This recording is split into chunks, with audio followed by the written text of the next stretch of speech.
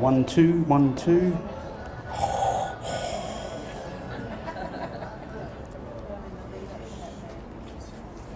I'll just shout. Not a fan of microphones. Hi everyone, welcome to Night by the Fire Poetry with Sam Watson. This is our first Night by the Fire in our storytelling series, so there are another 3 events as part of this. If you want any more information about those, there's flyers kind of on the tables to the side as you leave. Welcome, and I'd really love to introduce you all to Sam himself. So Sam is a Birri-Gubba and Munanjali man. He is an incredible poet. He's in the process of finishing 2 books. He's had a whole handful of CDs and stuff as well. He's been kind of around for a while now, and most of you should have been sent a few examples of his work with your booking, which is, and no doubt from what you've read, you're able to tell the amazing talent that is in this man here tonight. So I'd like to welcome everyone here and to also welcome Sam Watson.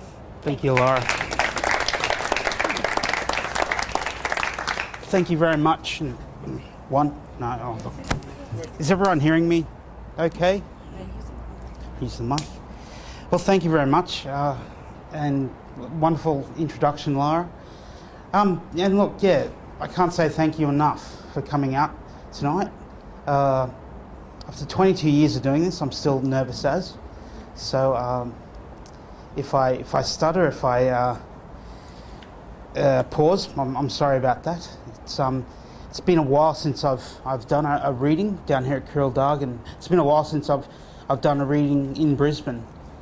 So yeah, I'm a full-time writer. I work in West End, or I work from home. My day-to-day consists of, well, no assignment is the same, and no day is similar in the writing that I do.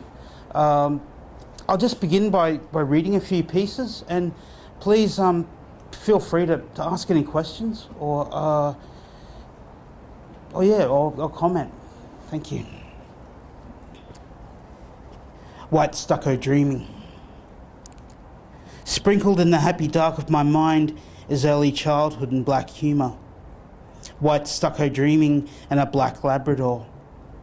An orange and black panel van called the Black Banana, with 20 blackfellas hanging out the back. Blasting through the white stucco umbilical of a working class tribe. Front yards studded with old black tyres that became mutant swans overnight, attacked with a cane knife and a bad white paint job.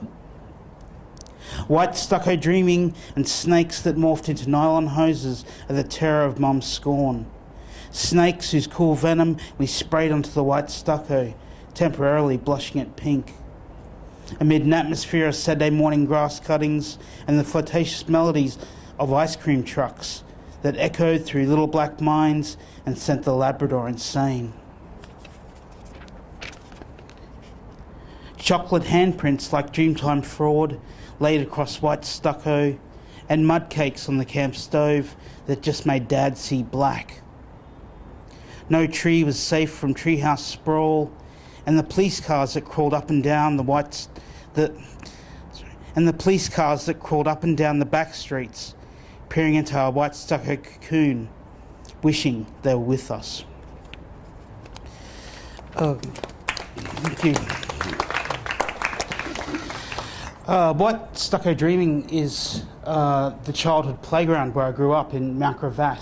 The houses were all very similar, sprayed with the white stucco. It's one of the first pieces I wrote 22 years ago, and one of the pieces that started my full-time writing career. Before writing, I'd done a number of jobs, from law clerk to fraud investigation to working in the film industry. Very fortunate to grow up in a very vibrant household, established artists, raconteurs, real knockabouts, and just very fortunate at a time in my life when I didn't really know where my creative career was going, my dad became an established author, and he took me to a little festival they used to have down here called Warana Writers Week, and it was wild for a kid who had never really mixed with artists, because growing up in, I suppose, very Bajolka Pearson conservative educational environment, we were only encouraged to read things like Shakespeare and Tennessee Williams. Hardly ever we touched upon an Australian writer. And I thought, wow, it's Warana Writers Week. All these writers do is go to parties, read their stuff. They've got agents. They're real cool people. And I also realised this probably out of all the art forms I'd worked in and struggled to establish myself in, writing was the most low maintenance of these art forms. I mean, you can keep the butcher's paper from the shops and create something textual on it. You can work on anything. A lot of the great, a couple of the great Russian playwrights, novelists, they wrote on little scraps of paper while they were in prison, sneaked their gear to the outside. Indeed, one of our first established authors in Australia in Indigenous writing, Kevin Gilbert, wrote his award-winning plays on scraps of toilet paper in Grafton Prison, and he smuggled them out to his daughter when she came to visit. And from there, she found a publisher, and he established his writing career. So, although my career didn't start off like that, I was very fortunate. I now have a number of publications and a really interesting job. It's not like any other work I've done. If I'm not here in Brisbane writing, I have the choice to go away to festivals or residencies.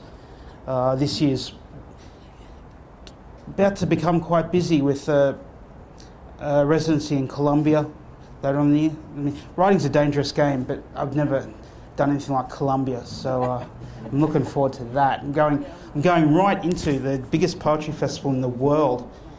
Apparently the audiences are 5,000 plus, so I'm shaking in front of you guys right now. Imagine me in front of 5,000 people, where apparently the drug cartels don't like Indigenous poets. So I'm either going to have a really good time, or I'm going to come back with some really good writing material to work on. My bread and butter writing job is working at 98.9 FM as the copywriter. And what I love about that job is that I can write for my own community. 98.9 FM is probably one of Australia's most established Indigenous radio stations, and it was started by several of my elders who felt there just wasn't a good voice represented in the media for Indigenous people. They definitely weren't in the 70s going to get it on television. So they were given a spot every morning for I think 2 hours. It started off on 4ZZZ called Murray Hour, and it was really rough work. But we've gone from that to now a multi-million-dollar business. And yeah, if any of you are in Little Jane Street in West End, know the building, please drop in. You're all welcome. Are there any questions? I might just keep on reading. I don't just write poetry. I write a number of... I've published a number of things. A lot of my work is commissions, public art projects. I've just finished a job for Mirvac in Sydney, and my poetry is going to be on big LCD pylons along the Mirvac Chief Building in Margaret Street in Sydney. I have my work in the railings of the Green Bridge down on the Sir Fred Chanel Bridge, and I've also got work on the Japanese, the International Space Station, which the Japanese Aeronautical Space Agency contracted me to do. So yeah, I'm pretty happy with what I've achieved. I never thought my writing would go into space. Not many writers do. But that was one opportunity I couldn't knock back. And it was scary because the Japanese Aeronautical Agency has their own professor of haiku. His entire job is writing haiku. And if any of you have travelled to Japan or have an understanding of Japanese culture about how meticulous, how forensic they are with their artwork, I think it was one haiku, I think there was like 20 versions until the professor was happy with my work. And then of course once it was translated into Japanese, and somehow it was nothing like the work I'd created. So yeah, every day it's a different job. Every week an interesting commission comes along. One day I could be writing about streptococcus and herpes. Another day I could be writing about butterflies and sunsets and being creative. But without further ado, I'll just read some more pieces. So thank you for listening.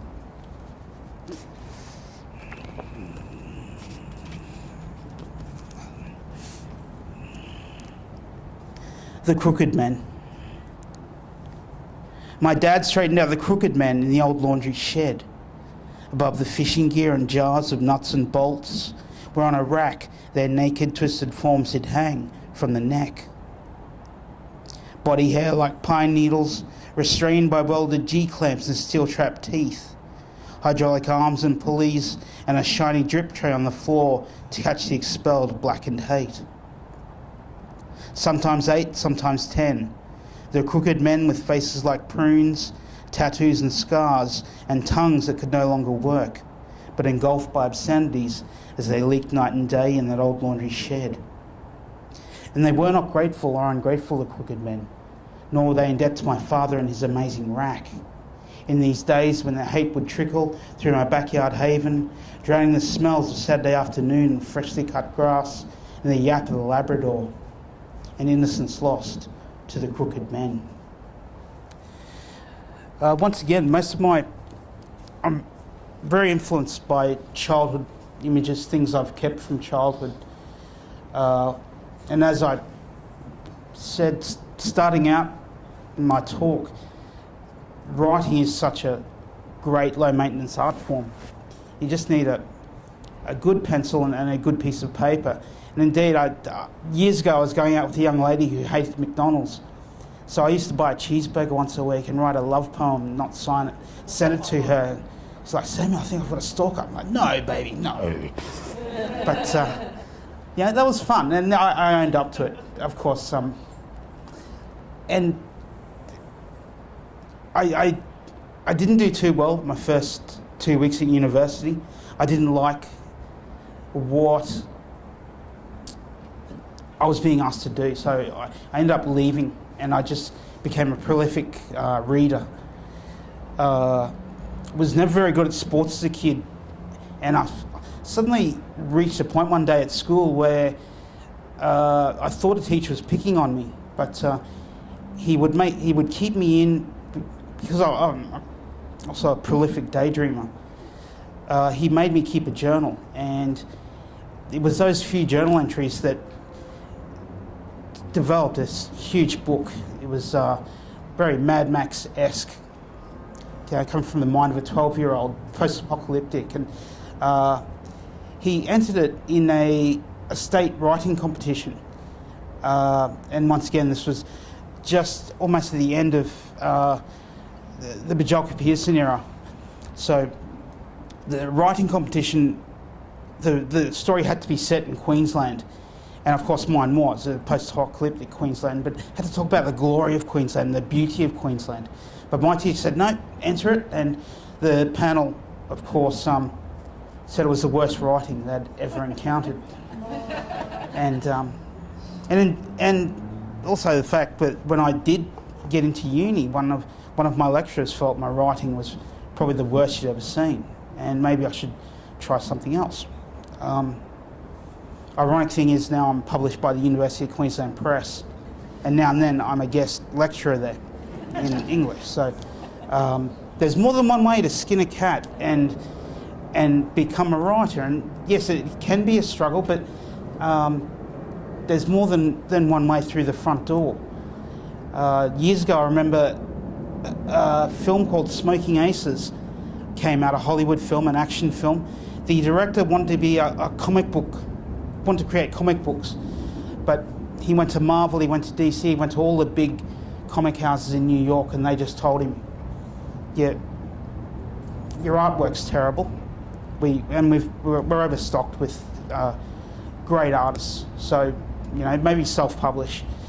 The good thing about his ability to do storyboards, he became a director, and he was given the opportunity to do this great action film called Smoking Aces, which is all about a gangster in Las Vegas, and all these assassins from different walks of life come to get this guy for $10 million. Anyway, the big movie company that funded it offered him $1 million to write a blog about where all the assassins came from in the beginning, because there was that much interest in the movie. And he said, look, why don't you give me $1 million and I do a comic book that we hand out to all the people as they walk into the premiere.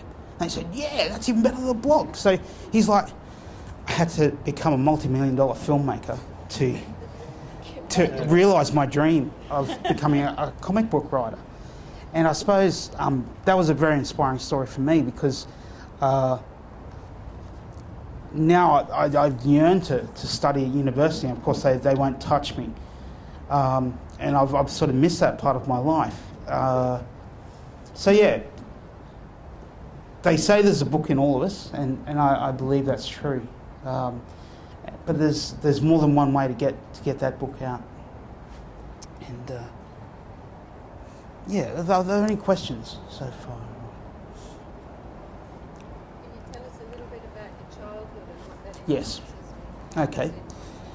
My influences in childhood were, I had no literary influences, and I was amazed when I came and moved to Brisbane. I moved into a share house, and a couple of the guys in the share house were gay, and of course I was told by my teachers back at school, don't go into the arts, it's full of gays, and they'll just do things to you. Well, I left my door open every night, and no one came in and tried to but I'd never came across writers like Allen Ginsberg, the beat writers who did flaunt with homosexuality and drugs and alternative lifestyles.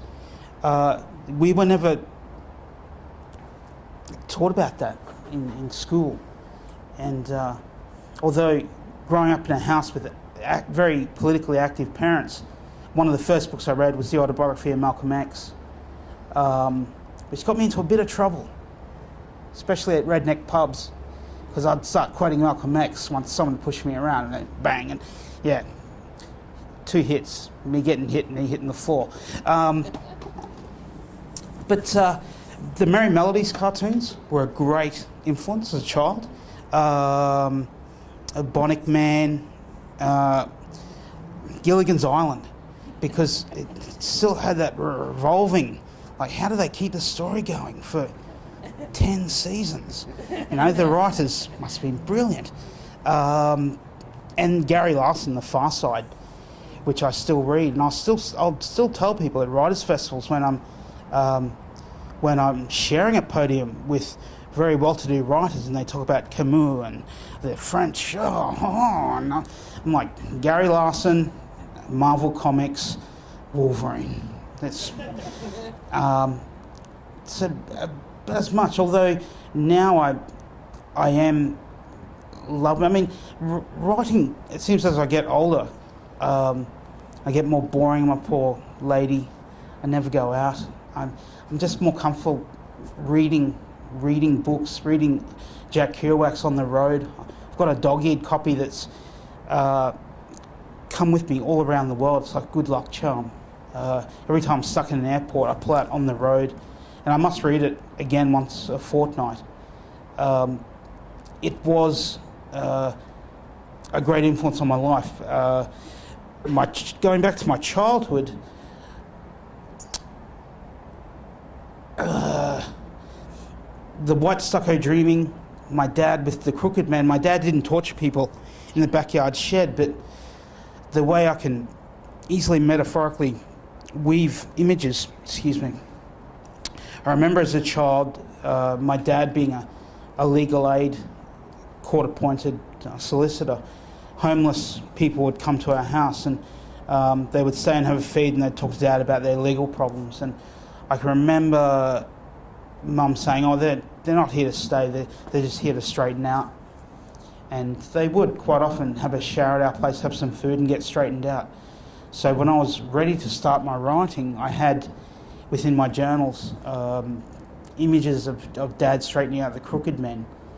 I went to commercial art college the year that Mac computers came out, and they said to me, "Oh, if you want a job in the..." I just spent a fortune getting through commercial art college, and they said to me, "Oh, if you want to get a really good job in graphic design, now you've got to buy a Macintosh and spend more money." So luckily I've still kept the skills of being able to use a pencil. I keep a journal with me every day and I write. How many of you keep a journal? Daily journal? Very good. Very good. It's such a... it's... At times when I'm quite often invited into high schools as the writer in residence. And it's amazing how many young people who are fortunate enough, Mum and Dad can buy them the smartphone and the Mac and the iPad and everything. But we'll talk about creating characters and drawing storyboards and thumbnails, and they're like, "What? No," and they're like one kid's got a drawing app on his thing. I'm like, "No, put that away. Get out a pencil. You know, let's try and create something." And some of the kids are quite. It's not until they always get me these little sods. It's not until the end of the day you'll get some brilliant kid that finally have the guts to say, "Oh yeah, I'm writing a book." I'm like, man, you should have told me that, before I've got to jump on a plane or leave, because that's one of the things I love about this job is engaging with other writers, because we're a weird lot.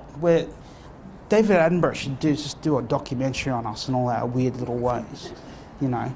I'd love to have one of those little cameras sort of watching me sort of come out of my hole of a morning and scour back in, go to the computer and that's what it's really like. We're a weird lot, writers. We are.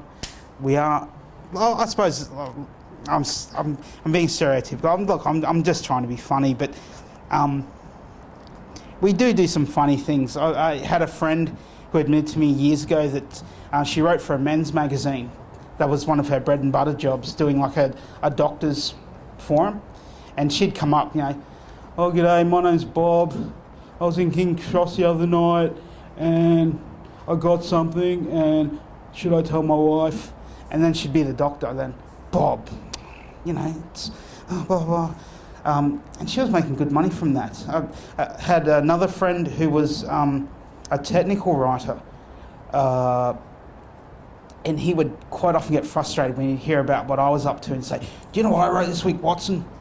Instructions for a new iron." But I mean, it's important. There's writers right throughout our society. The jobs, you don't actually realise they're there until you get into the writing game. And once again, if you are an aspiring writer and you do get a job as a technical writer, it gives you a good idea of the daily routine that you have to do. My daily routine, of course, came from that teacher that made me write every day at school, made me keep a journal. And now, of course, I love my journal. I do own a tablet, but I won't write in it just in case the chip goes. My little moleskin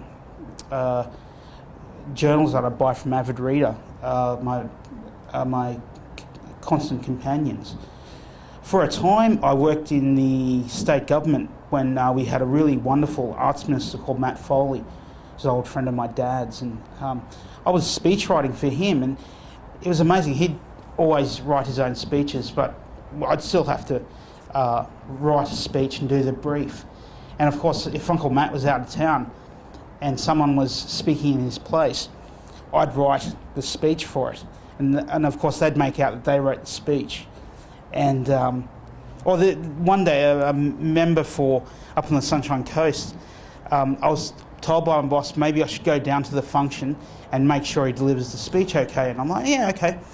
And I sat there, and everyone from work knew I wrote the speech.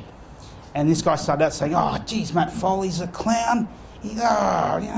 Poet of the Parliament. I mean, look at this speech he wrote. Absolute codwallop. And he said, no, we're just going to launch this building and then have a toast. Yeah, cheers to you. Now, it took 3 days to write that speech.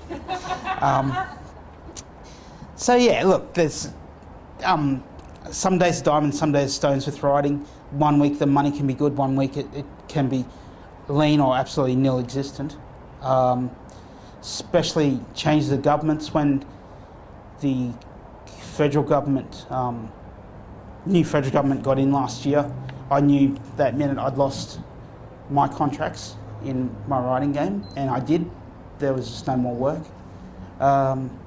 So yeah, it's I suppose finding that little survival technique. I have an agent now, and she can find me work. I have a beautiful family at home. I don't want to travel, but I've found a good little way. I mean, I might not do it forever, this writing game, but I've at least got another 2 years' work in front of me, and the new book's coming out. So, yeah, I'm here for the long run, I suppose. I've dug in, and it's an interesting little fight. And I think it helps to have a sense of humour and not take yourself too seriously.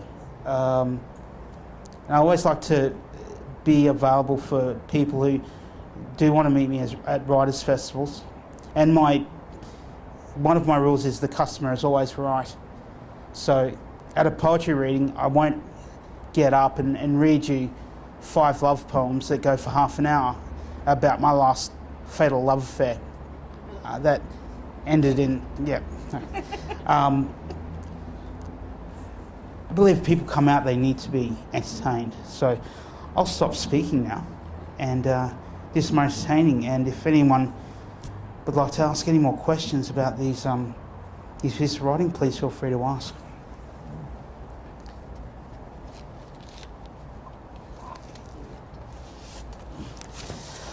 I'll just read one of the pieces that Lara sent out, and I hope you all received it. It's called The Strange Fish, and it was set in Alice Springs. I was on the Garden Writers Tour, which went from Darwin to Adelaide.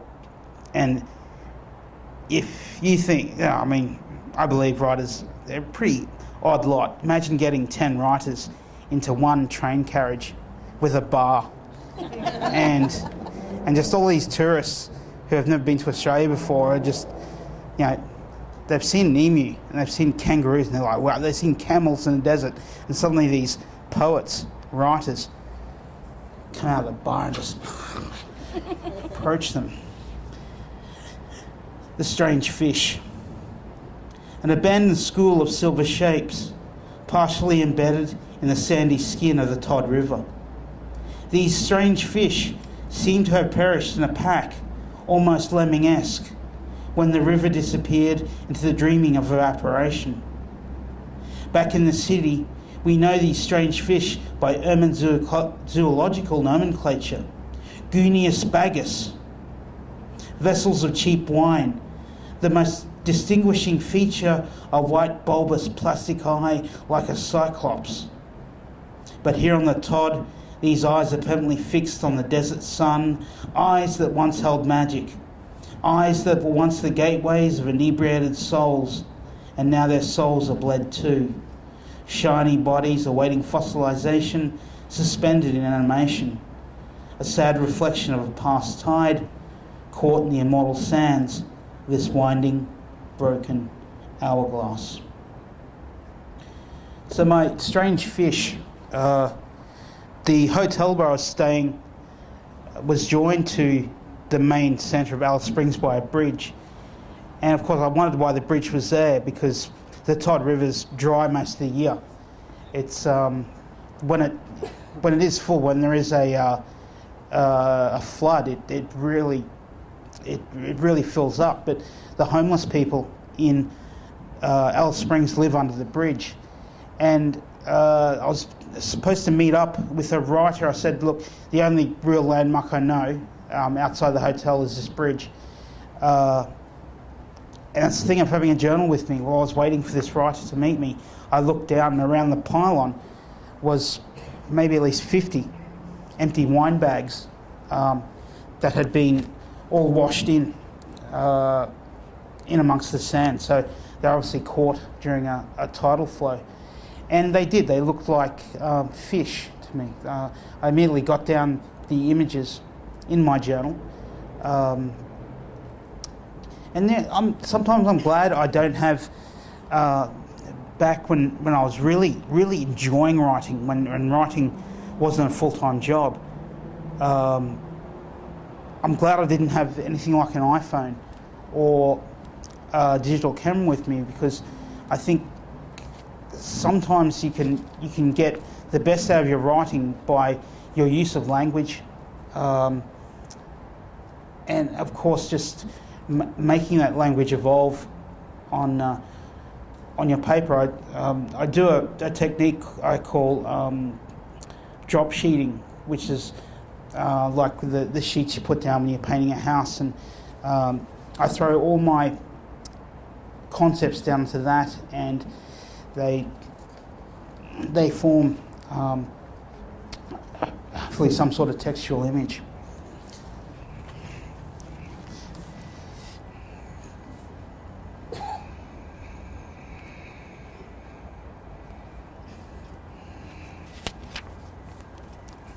Smoke signals. I remember construction cranes like herds of frozen praying mantis high on the steamy Bjelke-Petersen Plateau above a brown snake-coiled river.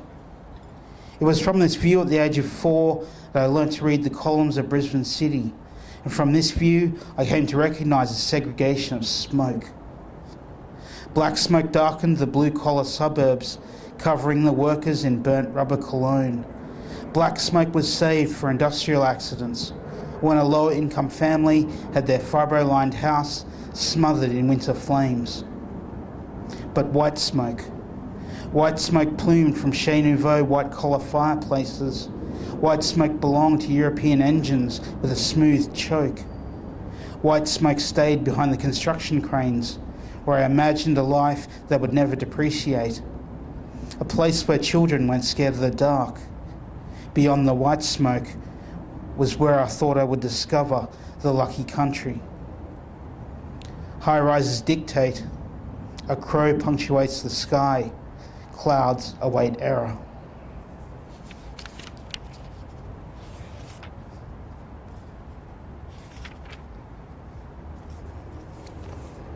Capella Bar. At Capella Bar down by the bay, we had a house on a lake. I hated the trees there. At twilight, twisted human faces peered at me from the bark of their trunks. An old uncle from Arnhem Land came to visit and taught us how to make spears from saplings.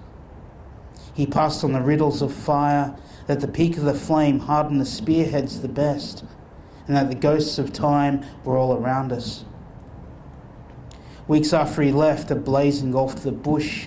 Trees toppled in the middle of the night. I ran to Mum and Dad's bed, chased by the heavy groans of falling giants. Years later, one of my brothers saw the same house on Australia's Most Wanted, about the unsolved murder of a woman in our kitchen. Mum and Dad could never explain why all those years ago we moved out of the house at 1 a.m. And that's why that old uncle from Arnhem Land would never sleep under our haunted roof. In all directions, night speaks in the darkest tones. A little boy hides. So I'm now reading from Smoke Encrypted Whispers, which won both the Kenneth Slessor Literary Award and the 2005 New South Wales Premier's Book of the Year. It's made up of haibun, which are small prose poems shaped like a paragraph, and they're ended by a haiku. Both Smoke Signals and the one I just read, Capalaba, once again, are from my childhood. Capalaba in itself turned up in my journals a lot because the house turned up in my dreams a lot, and it still does turn up in my dreams. When I have, I suppose, a tough week and anxiety dreams, I dream that we have to go back to that house that I always feared of as a child. Mum and Dad got it really cheap. Couldn't understand why at a tough market they got a house cheap. The neighbours we got to know and call, being an Indigenous family, you never call an elder by their first name.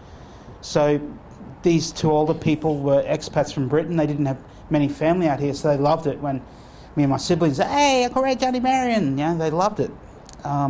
They came over one day and we were sent to our bedrooms because it was adult time talking. And that night, Mum and Dad got us up and we moved out of the house. They had said, "Look, we can't let this go on anymore. The reason why you got the house so cheap, the owner sold to you because there's an unsolved murder in the house. Poor woman was involved in some sort of crime syndicate, and she had been left in the house to make it look like a suicide. The reason why, that old uncle from Arnhem Land wouldn't sleep under the house, and we thought at the time it was a cultural thing, because he was an initiated man, worked for the national parks, and every couple of months he would come down from Arnhem Land and spend some time with us. He told us years later that he saw that old lady walking through the house at night, and he wasn't sure how to tell my dad how to fix the house up, but nothing went right in that house. And once again, it's a lot of my poems, I suppose, come from dreams I've had, memories, and this one definitely from my nightmares.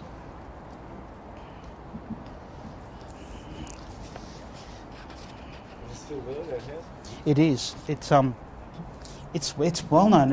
About 10 years ago, I was at a cocktail party and I met a young lady who lived in Capalaba, and totally blew my chance with her. I said, "I used to live in that house in Howlett Road." She's like, "Yes, I know that house." "You had something to do with that house, did you?" Yes.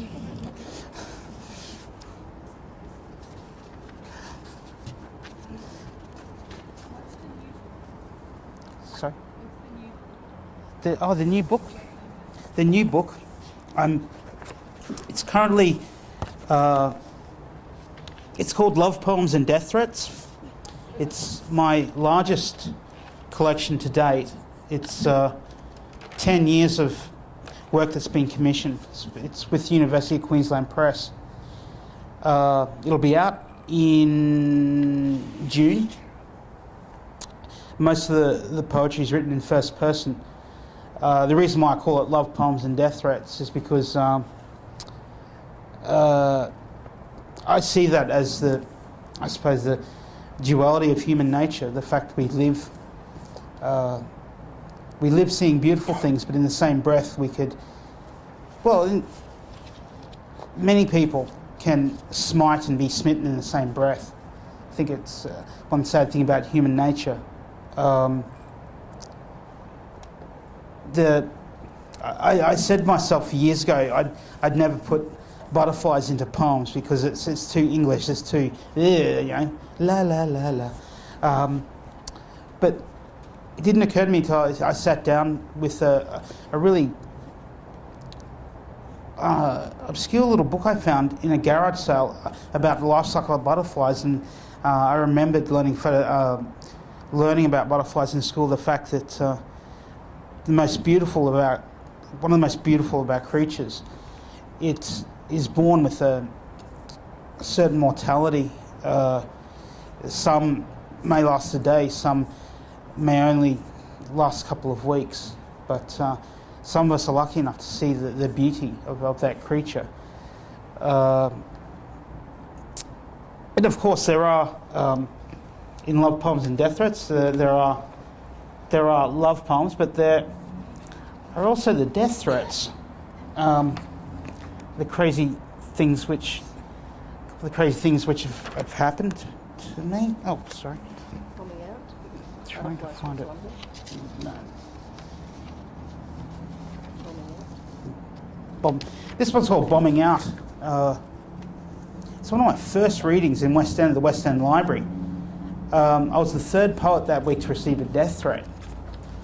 And yeah, look,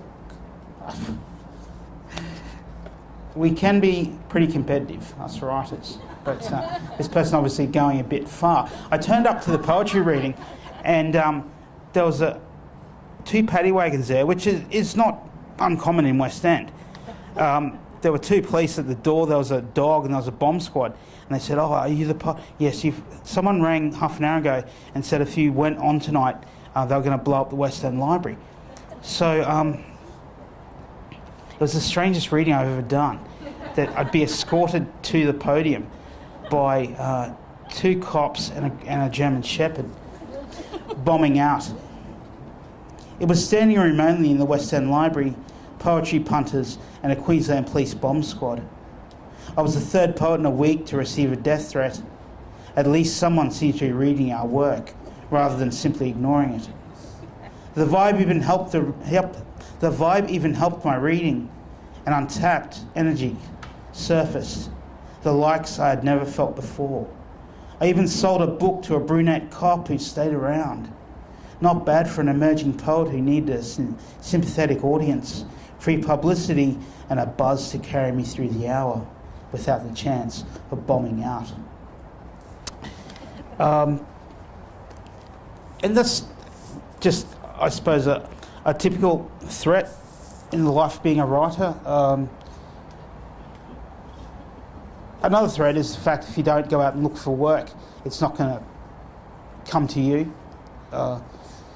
If I'm not proactive, there's no sickness benefits in my game. If I'm not proactive in looking for work and writing every day, I only get paid for the work I write and deliver to my editors. Because it's become a bit of a, it's a job. I enjoyed writing more when I had a typewriter, and I didn't really have a publisher or know anything. I was more game with my writing. I would spend more time looking through the dictionary for words that really boggled my brain, words I'd never used before. Instead of now, where I'm thinking about product, quite often having to remind myself, like, damn, just write it, instead of worrying about who I can sell it to or deadlines. I actually had more fun when I was getting rejected by magazines, because at least I knew someone was looking at my work. And back in the time when you had, before email, and you had to send your work to the editors, I sent out 9 poems a week, so three of 3. Some of them were really nice to say, look, this first poem really stinks, but this second one, if you change the ending, I may consider it down the track. So yeah, I learnt from that, took the feedback, and look, I got it rejected yesterday from the Australian Poetry Journal. Bastards. But reject me. But looking back, it really wasn't a well done piece. It was from the new book, and there are a lot of pieces in there that I've really had to structure with poems that I've written recently, because they're for clients. I'm given a topic to write, and I have to stick to that brief. Sam? Yes. Coming from such an activist background, do any of your poems reflect terrible plight of Aboriginal people. Like today, as you would know, I read that 63% of young people in jails here in Queensland are Aboriginal kids. Do some of your poems reflect that plight? They do, and I have worked in as a writer. I've had the privilege to go into prisons, been invited in, and it's pretty scary at first. My first visit was to a juvenile detention centre in Wagga Wagga. Most of the kids were in there for manslaughter. I mean, they were tiny. It really knocked me off my feet how and how illiterate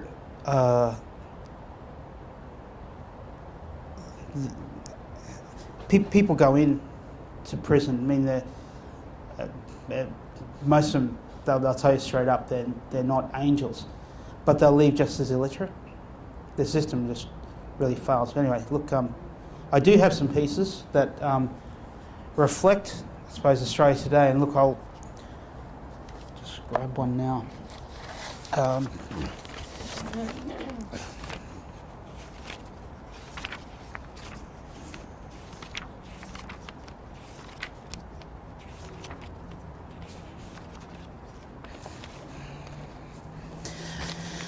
This piece is called Terror. Terror, Welcome to No Man's Land. And I wrote it years ago when just after 9/11. It's my partner and I had gone down to the mouth of the Brisbane River. She's a photographer, and we'd gone to take some photos. I said, look, the most beautiful part of Brisbane is where the sewage works is, I reckon. It's where the mangroves are. I love it down there. Let's go down and take some photos. She got out of the car with her camera gear, started walking up the road, and I'd forgotten something in the car. By the time I got back to her on the main road at Fisherman's Island, there was a security team there. And they were telling us, no, you can't photograph here. This is a staging area maybe for the war on terror. This could be also a site of opportunity for terrorists. So, and of course at the same time, there was a news report saying that in Brisbane now, no matter where you are, 24 hours a day in the city, you can be caught on a security camera. Now, I start this poem with a quote from Mr. Willie King, Alabama blues legend. And he starts off a song with this wonderful jib, you talk about terror, I've been terrorized all my days. All the signs read, smile, you're on camera, welcome to no man's land. You're standing on terra firma that some explorer once coined terra australis, and another explorer then retouched with terra nullius that stole this land's dreams. Terra firma could be the next target in the war on terror, from terra australis to anti-terror laws. Smile, you're on camera, welcome to no man's land.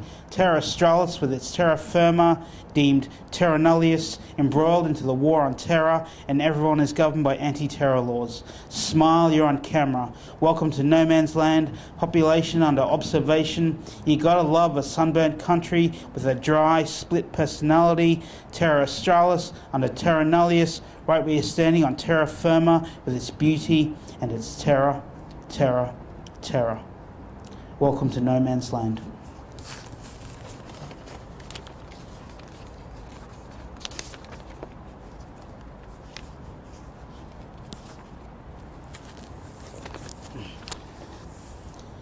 The grounding sentence. This poem starts with a quote from the Sunday Mail. On Friday, Rockhampton Magistrates Court heard that Hayden John Nitz, 17, had been driving around with an air gun looking to shoot an Aboriginal person on Australia Day. Sunday Mail, Queensland, January 29, 2006. It has been an eternity of dispersal. Knowledge, secret and sacred. My people have become the most written about Indigenous nations of the world. But are any of these words valuable? The world my children inherit is a scattered plain. The earth is flat and often void of the echoes of their elders. For too long I have listened to the wind as it is spoken by passing semi-trailers and luxury cars. For too long I have complacently existed on these killing fields and built a house of straw in the downwind of the enemy. My ancestors' tongues are sealed and delivered trophies on the shelves of the invaded sterile halls. For too long I have permitted the hunter inside me to become hunted. Australians, all let us rejoice, for we are young and free. From the southern banks of the Brisbane River, my Munanjali blood flows south. My Birri-Gubba blood is far in the north, on the Dawson River, another world away. World swept with changing winds of successive hunting regulations and administrations. From the moment we are born, we are taught who we are and where we cannot go. But to be out of range is the safest place to be, no matter where your blood flows. Open game and fair game are two hearts of darkness that beat as one. The skin of this country is branded deep with crosshairs and warning signs. A sunburnt country, land of extreme prejudice, advance Australia where?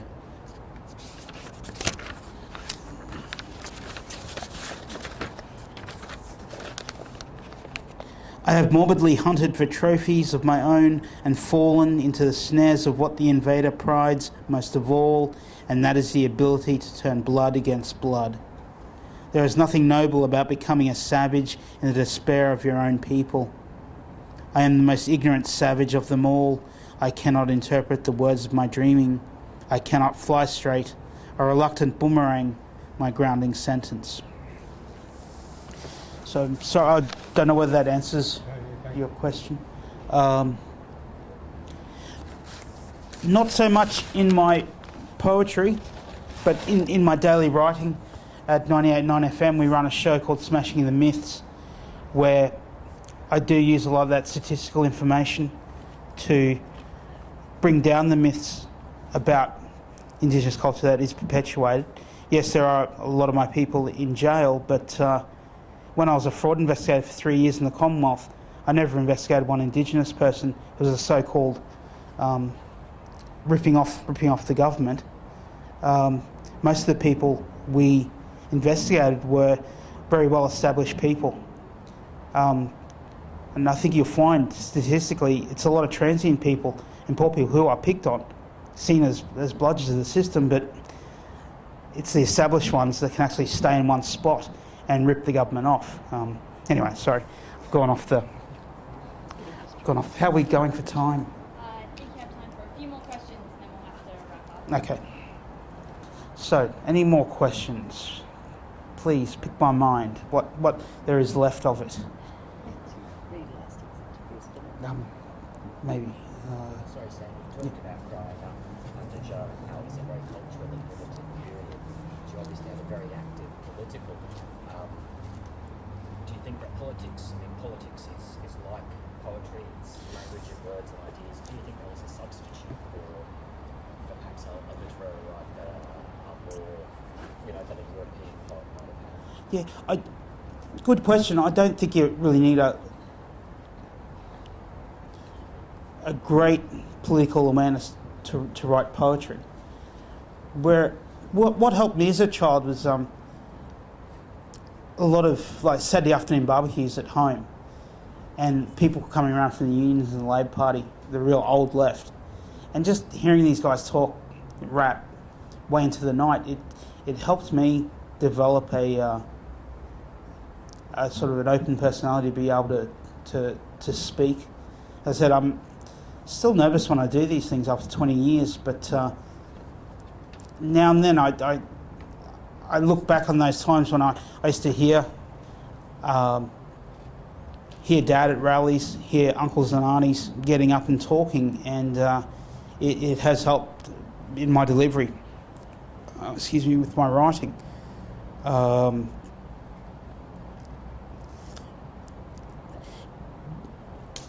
Look, there's a lot of beautiful writing that has no political connotations, and there's a lot of great writing that has. And A lot of my favourite writers on my bookshelf are political satirists.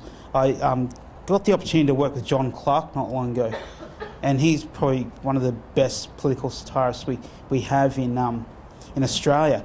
And to be honest, while I was working with him, I didn't know whether he was in character or not. He was just he is just exactly like the Clark and Dawes show. I tell you what, if any of you want a really good book of poetry, it's his book of the more, what is it called? The absolutely inclusive collection of Australian poetry by John Clark. And he's made up every poet in the book based on famous Australian poets. And it's amazing. His writing style, you cannot tell. Each poet has a different writing style. So he somehow got in and created an amazing personality for all of them. And even the war poets, they grew up at the back of Geelong at the RSL, and they were great rabbit shooters. And they all drove Datsun 240Bs and stuff. Look, I might finish up with it now. Thanks, Laura. Last exit to Brisbane. Boundary Street, that forged black scratch, a vein from South Bank to West End, with a tail swallowed by the chocolate river. This is the line, the limit, where the dark-skinned were told, do not cross. A fence raised to protect the colonial domiciles of angels and gadflies. And even today at rush hour, the tar permanently keeps the scar alive and the dead language is buried, to only escape in the bitumen heat haze and fall upon deaf ears, as this boundary continues to stay true to its makers, denying the junkyard dingo the treasures of the city. No access to Easy Street, fringe dwelling on white light static, on the last exit to Brisbane. So that's it's Boundary Street is mentioned quite a lot in my work as the old segregation line that went around the city. Within my family, there's 3 award-winning writers, and we all have Boundary Street within our books.